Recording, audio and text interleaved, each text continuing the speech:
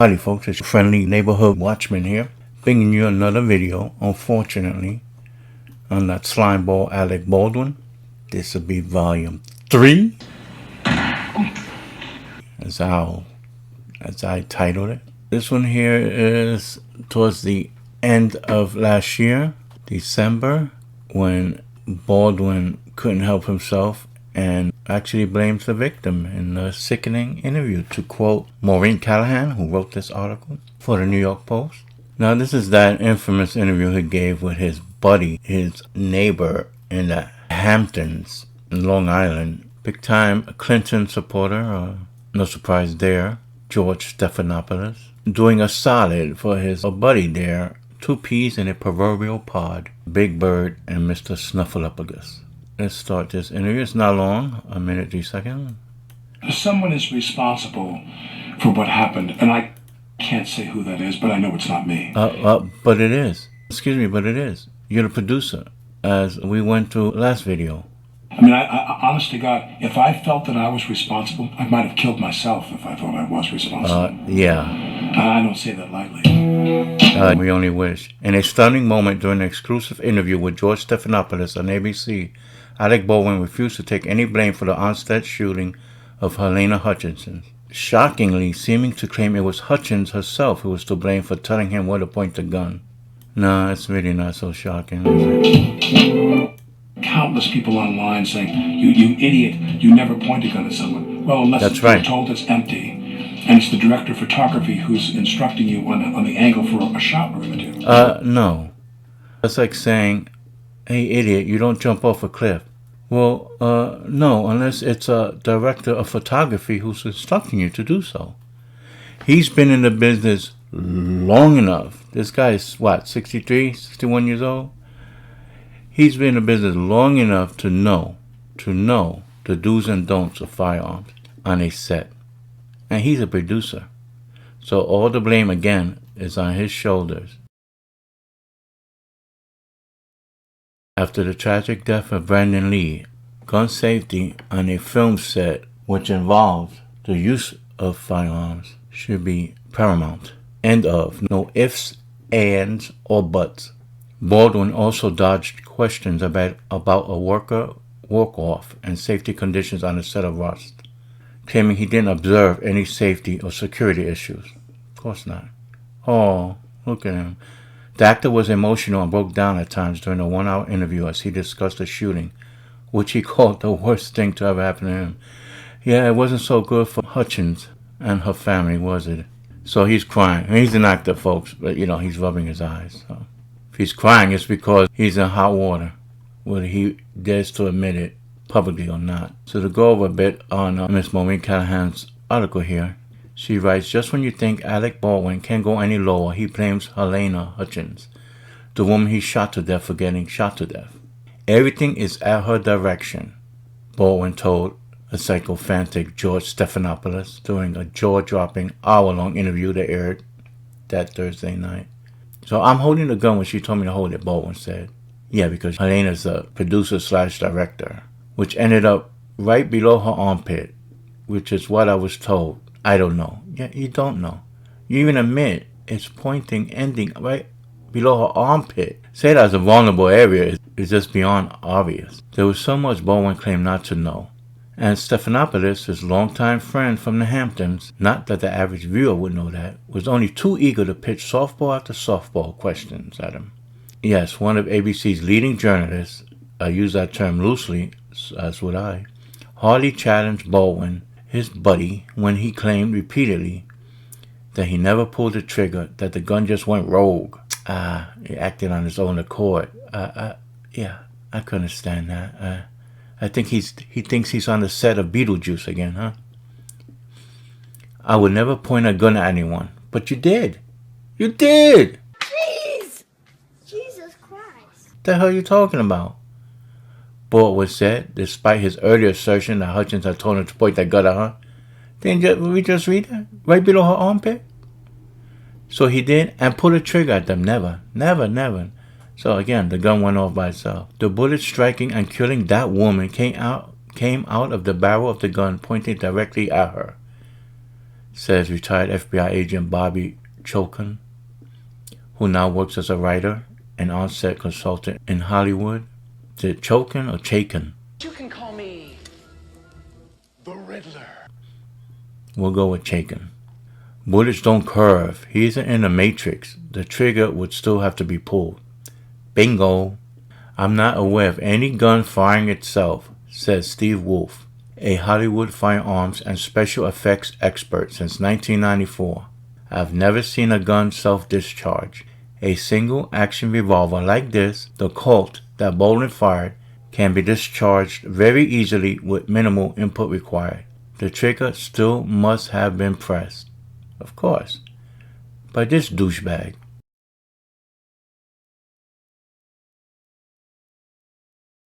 Wolf is also outraged by a larger concern. It is really important to discredit anyone who claims that guns fire themselves, he says. If this becomes an acceptable defense, there goes any accountability when it comes to shooting people. We can't have this kind of guns shoot themselves thing. They don't. Word. Perhaps Baldwin is in denial. Nah, he's a liar. That's the generous interpretation. But it's hard to feel generous towards him when he and his wife have been behaving so deplorably. Rest in peace, young lady. There was the jaunt to Vermont immediately after the shooting, shopping at Ralph Lauren and buying out a local tavern, sitting right in front of the window where paparazzi could get unobstructed pictures. Then came the bizarre roadside press conference. We covered that in my last video. They were so pathetic. In which Hilaria, Hilaria, aka Hillary, her real name, yelled self-righteously at the press while angling to get in every camera frame. You know, it'd be so funny if someone didn't die. All quickly followed by the gross Instagram post on Halloween. Yeah, again we covered that too. And after raving about how happy their children are, while Hutchins' son, only 9 when she died, was so traumatized he couldn't speak for 2 days after her death. You think they care? Evidently not. On Thursday morning, hours before this interview aired, Baldwin was photographed going for coffee or loading up his car. En route to the Hamptons, no doubt, and to high-five his buddy George Stephanopoulos, while his gross fraud of a wife, Hilaria, strutted around in metallic leggings, 4-inch heels, and a gold 1,900 Montclair vest. Baldwin's little gambit at attempting to elicit sympathy while pointing the finger at everyone else was an epic miscalculation. He truly believes we'll feel sorry for him. Alec Baldwin, one of Hollywood's biggest bullies and rage monsters, attempting to squeeze out tears as he laments how this has ruined his love of movie making. Stephanopoulos is equally to blame here. This was an embarrassing line of questioning, which I wholeheartedly agree with. What was it that drew you to this project in the first place? Stephanopoulos asked to Rust. Who cares? What is this? An episode of Access Hollywood? People who are watching this show, Baldwin said, meaning people like you and me, the little people. You have no idea how unique a motion picture set is, the amount of care. Yeah, us plebes wouldn't know. It's above our pay grade. We're too stupid to know such things. While you brainiacs in Hollywood, you just know it all. Ignore Baldwin's excuses. Here's the essence of this tragedy. It was just a movie, a fast, cheap, and out-of-control production that cost a young wife and mother her life. As the director, Joe Souza, was also shot. Everyone from Chaikin to Wolf to George Clooney and others has said safety protocols on set are specific, simple, exact, rigorous, and to be followed to the letter every time.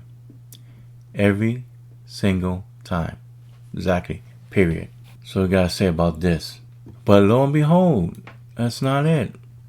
Because Alec can't help but put himself in the news. So he gives $5,000 to the widow of one of the 13 members of our armed forces which were killed in Biden's bungling of Afghanistan.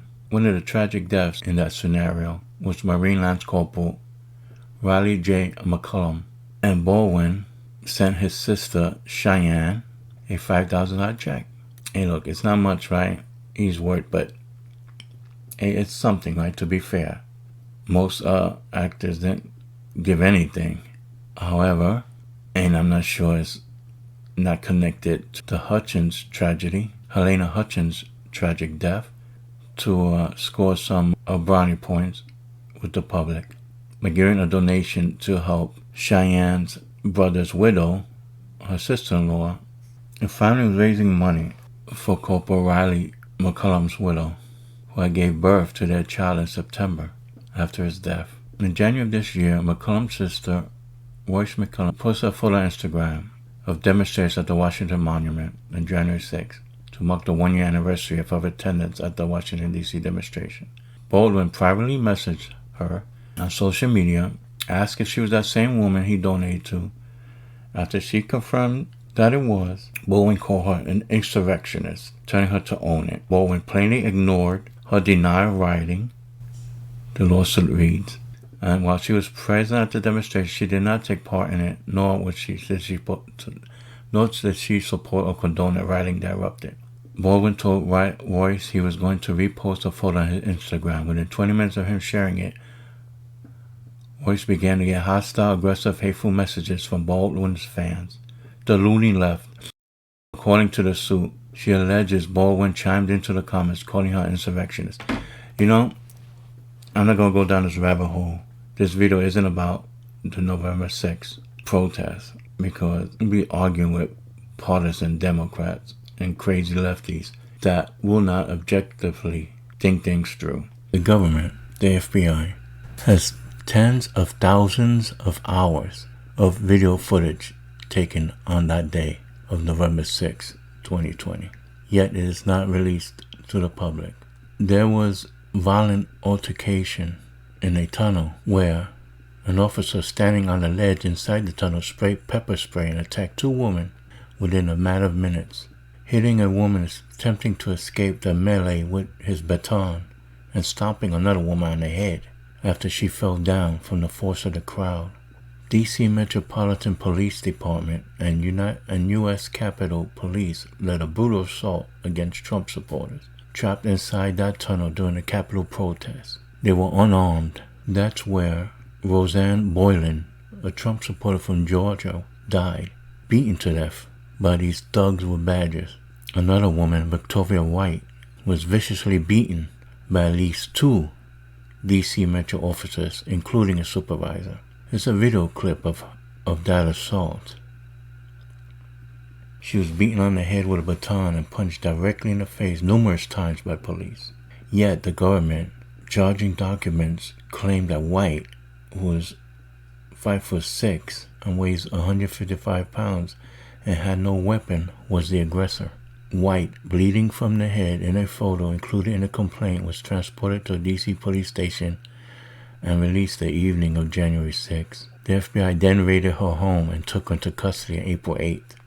In September, a grand jury indicted White on 4 counts, including disorderly conduct. I guess she shouldn't have been beating the officers' batons with her head and stomping their fists with her face, huh? Meanwhile, all the riots that were taking place throughout the country by Antifa and BLM and other criminals were not hunted down by FBI with half as much zeal, scouring through video footage with a majority of peaceful protesters. Yet, you don't hear any of this in the mainstream media. People had their constitutional rights trampled upon, their civil rights crushed by neo-Gestapos. They're no better than the Gestapo of 1930s, 40s Germany, or Stalin's state police. And this is against women. Not even mentioning what happened to Ashley Babbitt and how a subpar police officer is getting away with murder. There were agents provocateur there, but I digress. And now back to your regularly scheduled program. McCollum family suing Baldwin for actual and punitive damages. In a statement to CBS News, a lawyer for the McCollums said, as a former Marine infantryman turned Navy JAG prosecutor, he finds Baldwin's actions especially deplorable. He used his expansive social media reach to drag the McCollums through the mud, including Lance Corporal McCollum's legacy. CBS News reached out to a lawyer for Baldwin's written response. The actor and father of 7 is embroiled in an ongoing investigation to onset shooting that killed cinematographer Halyna Hutchins and wounded director Joel Souza. This guy can't help but not get himself into trouble. Lance Corporal Rylee J McCollum, whose death should be remembered. Well, that's it, folks. Just another happy video on Alec Baldwin's despicable antics, idiot par excellence. So until next time, folks, please hit the like and subscribe button if you haven't already. And as always, I bid you peace and take care of yourselves.